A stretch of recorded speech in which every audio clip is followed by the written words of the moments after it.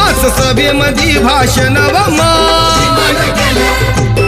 मग कुणी नाही केलं भलं व अग दिल्लीचं दालन खुलव